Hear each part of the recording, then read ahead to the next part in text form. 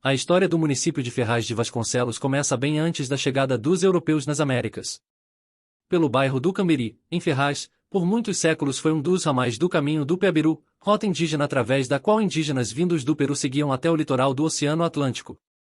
Por volta de 1600, a região do Tanquinho virou passagem de tropeiros. Naquela época os tropeiros foram atraídos pelo lago que havia no local e o batizaram de Tanquinho. Por volta de 1670, passou pelo Tanquinho Caçador de Esmeraldas, apelido pelo qual era conhecido Fernão Dias Pais Leme. Acredita-se que foi nessa época em que foi construída a primeira igreja do Tanquinho, que era feita de pau a pique. Fernão Dias Pais é o personagem retratado atualmente por uma escultura no centro de Ferraz. Séculos depois, no ano de 1822, o Tanquinho foi visitado pelo príncipe regente Dom Pedro I. A comitiva de Dom Pedro I seguia de Mogi das Cruzes até a Igreja Penha de França em São Paulo, quando, por causa de uma tempestade, tiveram que ficar no Tanquinho uma noite, hospedados na casa da família Leite. A visita de Dom Pedro I ocorreu em 23 de agosto de 1822, poucos dias antes do famoso Grito do Ipiranga.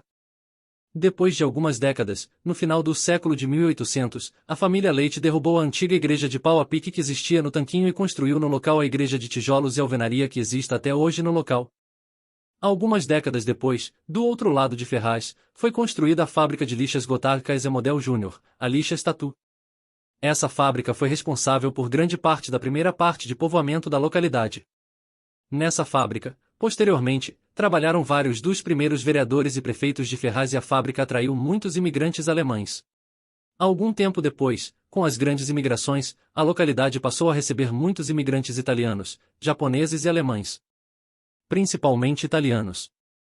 A presença de tantos italianos atraiu o empresário Pedro Fucini, que criou a imobiliária Romanópolis e loteou sua fazenda com o nome de Loteamento Romanópolis, nome pelo qual o lugar passou a ficar conhecido. Porém, a imobiliária Romanópolis tinha dificuldade de vender os lotes do loteamento Romanópolis.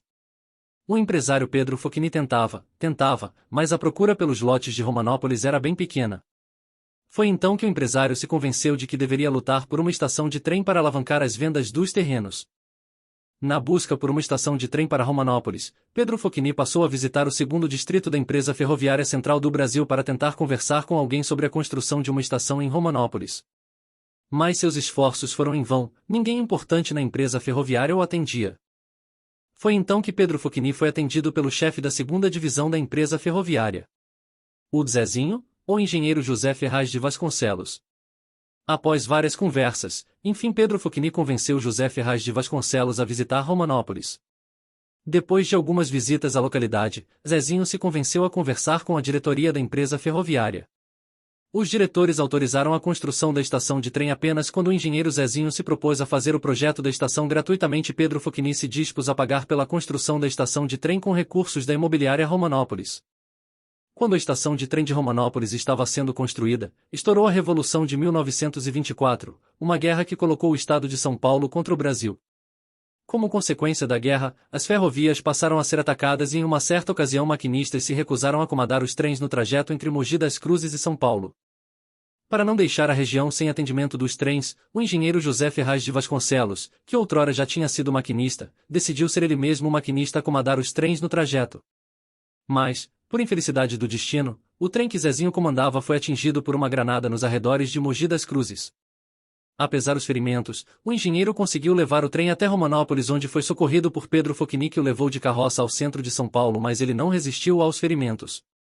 Em homenagem ao amigo engenheiro morto, Pedro Fucini enviou um projeto para a Assembleia Legislativa de São Paulo pedindo que a estação fosse batizada com o nome de Ferraz de Vasconcelos.